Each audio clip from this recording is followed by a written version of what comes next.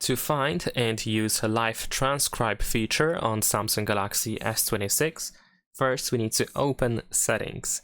Next, in Settings, scroll down and search for Accessibility. And once you open Accessibility, you should be able to find Hearing Enhancements. In here we can find the live transcribe option. We can activate the shortcut if you want to use it, and you're going to choose how you want to activate live transcribe.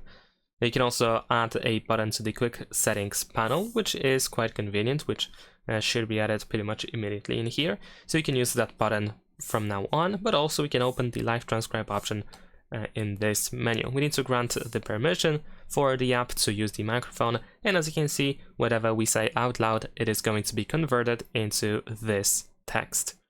We can also adjust our language in here. We have some additional settings. And that's pretty much it. Of course, we can exit this menu at any point. Leave a like and subscribe.